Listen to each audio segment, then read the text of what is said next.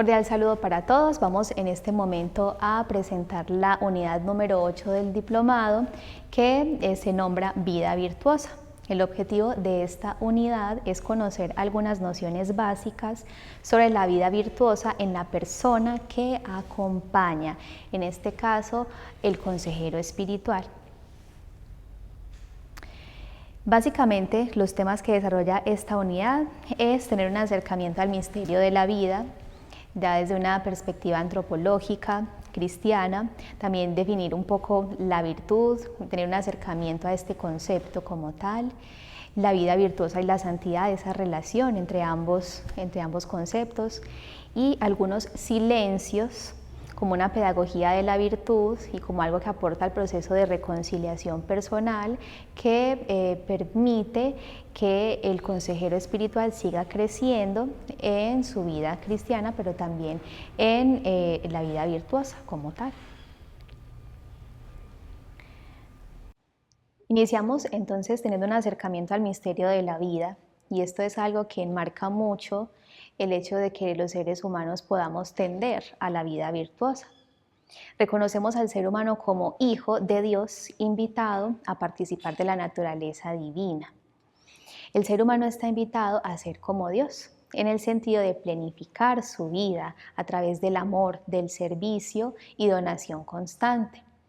De esta manera, el psiquiatra español Enrique Rojas afirma de alguna manera que la virtud en sí es un medio como tal para que la persona despliegue sus potencialidades, sus capacidades, pero que se entiende mucho también desde el deseo de la persona de lograr surgir, de lograr también crecer mucho más en su vida interior, y que hay una meta, un horizonte trascendente que traspasa incluso lo físico, lo biológico, y que va a permitir también descubrir de que el ser humano puede ser más de lo que es, y que conecta mucho con su dimensión trascendente, con lo trascendental.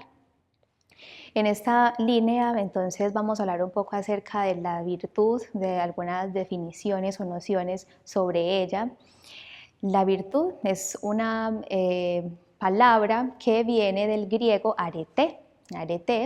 Entonces es una palabra que, aunque en realidad al castellano no se ha traducido totalmente en sí, puede entenderse o asociarse como maestría, también puede entenderse como excelencia, energía, rectitud, fortaleza, y de alguna forma es una palabra que lleva al ser humano a poder en sí descubrir todo el desarrollo de sus potencialidades, que puede dar mucho más o que puede desplegar mucho más sus facultades humanas a través de ejercitar la vivencia de la virtud. También la virtud significa que el hombre es verdadero, tanto en el sentido natural como el sobrenatural. Es un concepto que conecta y liga mucho con lo trascendente, como les decía inicialmente. La virtud es la elevación del ser en la persona humana, es lo máximo a que puede aspirar el hombre, o sea, la realización de las posibilidades humanas en el aspecto natural y sobrenatural. Esta es una definición también que liga mucho con la dimensión trascendental y cómo la persona puede de alguna forma crecer en la realización personal. Asimismo, también el hombre virtuoso es aquel que realiza el bien, obedeciendo a sus inclinaciones más íntimas. El Catecismo de la Iglesia Católica define la virtud como esa disposición habitual a hacer el bien, y cómo la persona puede ir aprendiendo con el paso de la vida a tender a que todos sus esfuerzos o todo lo que haga, de que todo lo que le rodea pueda ser enmarcado desde ese deseo de que se haga el bien y que pueda por sí mismo crecer en esa capacidad constante de dirigirse a hacer el bien. Y de alguna manera, también la virtud es una invitación, en el caso del acompañado, del consejero espiritual, a que pueda entonces crecer en santidad. Como les decía, la vida virtuosa y la santidad están íntimamente ligados. La virtud puede ser un medio para crecer en santidad. La santidad es, a veces en ocasiones puede percibirse como algo inalcanzable, como un deseo, un anhelo que solamente algunas personas pueden alcanzar o pueden lograr, pero en realidad toda persona está llamada a ser santa. Como se indica en el pasaje bíblico de Mateo 5, 48. Vosotros pues, sed perfectos como es perfecto vuestro Padre Celestial. Desde las condiciones propias y en el estado de vida en el que cada persona se encuentre, la vivencia de las virtudes es el camino que nos lleva a la santidad. Entonces se abre el horizonte de la vida al buscar crecer en diferentes virtudes y como estas pueden ser un medio también para crecer en la santidad, en el camino de la santidad. La virtud puede encarnarse en la existencia diaria, en la vida diaria, en las actividades que realicemos.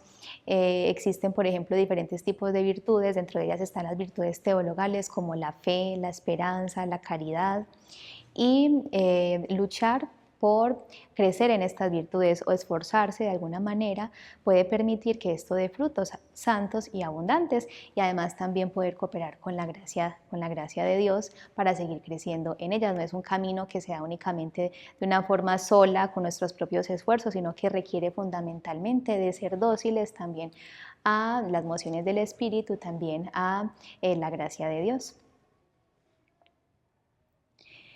Los silencios, una pedagogía de la virtud y la reconciliación, son un medio también para seguir creciendo en la santidad como tal.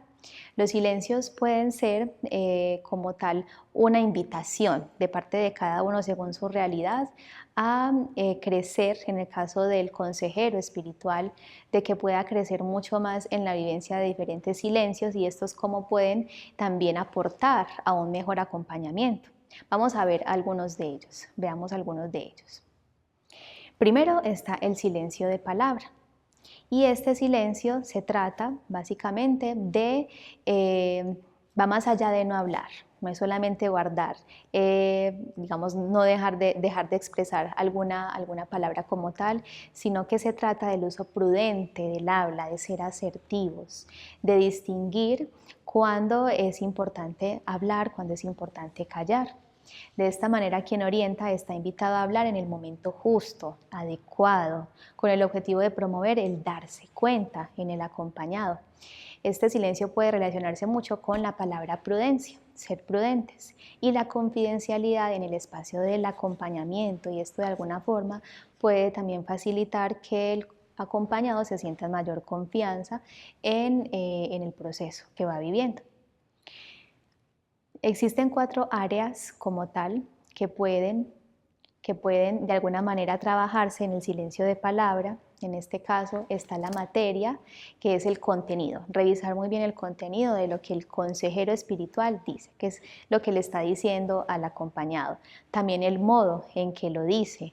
Por ejemplo, si lo dice con un tono de voz fuerte, la velocidad con la cual lo dice, si es claro al expresarse, si quizás habla de una forma pausada, de un tono bajo y quizás no es fácil de que el acompañado pueda captar lo que le está diciendo. También está la atención al tiempo y tiene que, esto guarda relación con el momento en que se dicen las cosas, si es el momento más adecuado o si se busca un espacio quizás más indicado para poder hablar, expresar, exhortar al acompañado. La finalidad también tiene que ver con la intención con la cual se le da una indicación, una instrucción al acompañado.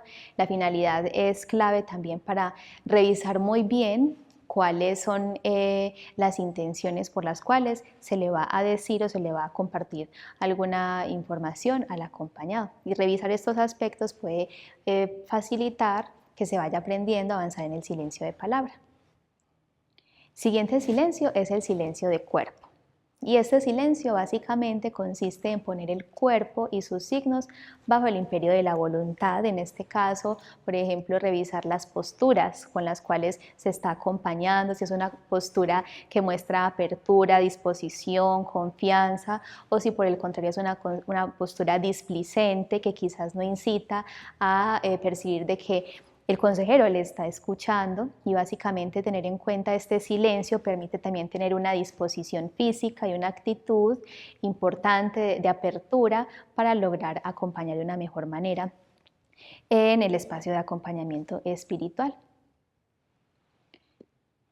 Vamos ahora al silencio de mente. Este es un silencio fundamental que es clave también que los consejeros espirituales también puedan seguir desarrollando, creciendo en él, y consiste en reencauzar esta facultad viviendo el recto pensar, dejando de lado los subjetivismos, es decir, como sus formas de pensar, lo que le gusta, le disgusta, y esto proyectarlo, plasmarlo en el acompañado, sino también tener una visión objetiva, neutra en el acompañamiento.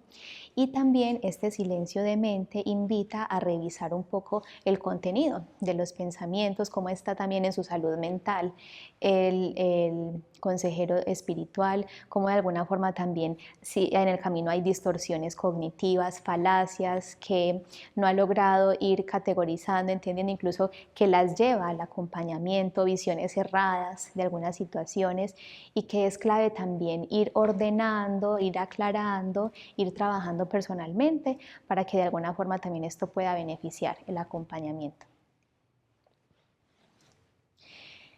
Vamos ahora al silencio de memoria, imaginación y fantasía. Y este silencio también muchas veces en sí, cuando se llevan tareas, se realizan tareas de escucha, es fundamental, porque este silencio básicamente contiene tres facultades. Está la memoria, la imaginación y la fantasía. Y a veces puede ser que en el proceso de escucha hay un contenido, una información que puede llevar a recuerdos en el consejero, también a imaginar situaciones, a idealizar escenarios, a recrearlos allí, a fantasear, y esto hace de que se pierda de vista el contenido de lo que estaba diciendo el acompañado. Como que de alguna forma esto desconecta del momento en que se está realizando, del acompañamiento que se está dando en ese momento, y de alguna manera también hay que aprender a silenciar mucho más la memoria, la imaginación y la fantasía. En este sentido también va a ser clave que el consejero logre revisar qué estrategias le pueden ser más útiles. Por ejemplo, en algunos casos puede servir escribir en el acompañamiento, tomar nota para llevar un poco más a lo concreto, no dejar en lo abstracto lo que el acompañado va diciendo, sino escribir, tomar nota, de alguna forma poder enfocar mucho más la atención a el contenido de lo que el acompañado está manifestando o está diciendo. El siguiente silencio es el silencio de pasiones o del corazón. Según el Catecismo de la Iglesia Católica, los sentimientos o pasiones designan las emociones o impulsos de la sensibilidad que inclina a obrar o a no obrar en razón de lo que es sentido o imaginado, como bueno o malo. Entonces las pasiones en sí mismas son buenas en la medida que se orientan al recto bien, guiadas por el intelecto y por la voluntad. De alguna forma también las pasiones son impulsos que permiten que la persona se dirija hacia alguna meta y que logre enfocarse al cumplimiento de la misma. Dentro de los principales tipos de pasiones encontramos el amor, por ejemplo, como una inclinación hacia lo que se considera como un bien. También la esperanza, un movimiento hacia un bien arduo pero posible. El gozo, el reposo en el bien alcanzado o poseído. El miedo como una reacción frente a un mal posible. La ira como una reacción ante un mal presente. Y finalmente la tristeza como una reacción frente a un mal que se considera inevitable. En sí, en el proceso de acompañamiento y el silencio de pasiones, de alguna forma permite también dirigirse a ideales, a impulsos que son importantes tener en cuenta en el acompañamiento, el amor, la esperanza, el gozo, y que también dependiendo de la realidad del acompañado va a ser importante enfatizarlo mucho más, tenerlo presente mucho más, y que estas pasiones sean dirigidas básicamente al bienestar y a lo que más está necesitando el acompañado en ese momento. Y se encuentra también el silencio de voluntad u obediencia, y básicamente se entiende allí la voluntad como la capacidad de obrar y de hacer las cosas. La palabra voluntad viene del latín voluntas atis, que significa querer. La voluntad consiste ante todo en un acto intencional como tal, de inclinarse o dirigirse hacia algo. En el proceso de ir aprendiendo a vivir estos silencios, la voluntad es algo transversal como tal a los silencios, que requiere también de una inclinación y una dirección a seguir creciendo en vivir mucho más este silencio.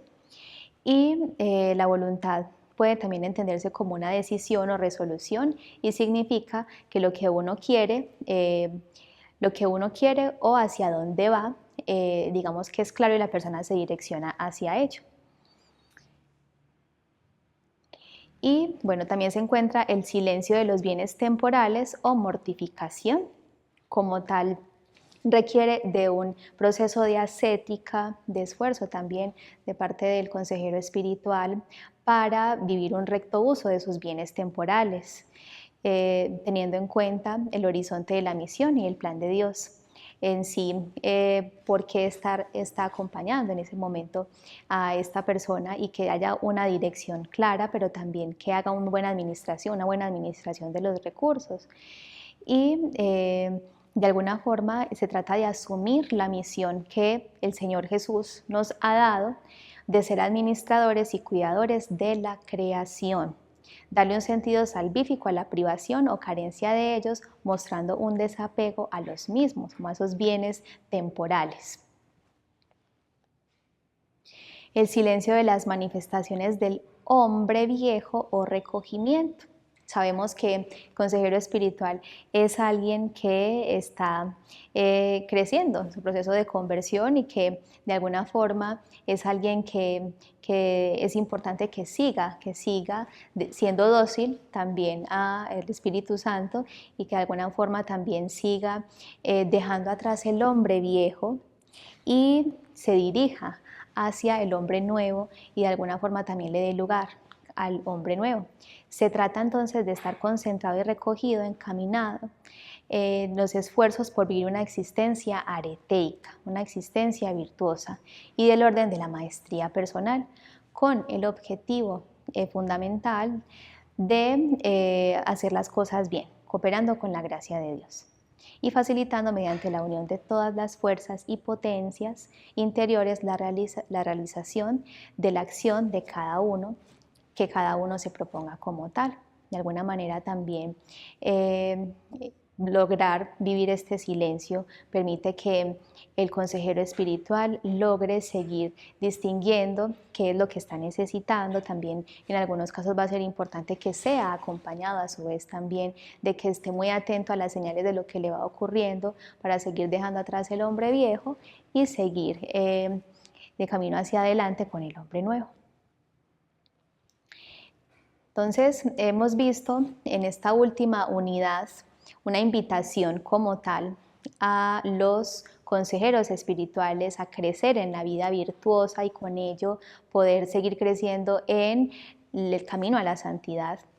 De alguna manera, en sí, este diplomado, ya con todas las unidades que han logrado ver anteriormente, ha permitido tener un acercamiento tanto al consejero espiritual, algunas indicaciones, orientaciones que es importante que lleve al proceso de acompañamiento y que viva en su vida de fe, su vida cristiana, pero también que le permitan comprender, ahondar mucho más en la vida del acompañado, y lograr de alguna forma también ser un medio para que el acompañado básicamente también, al igual que como se desarrolla en esta última unidad, siga creciendo en la santidad.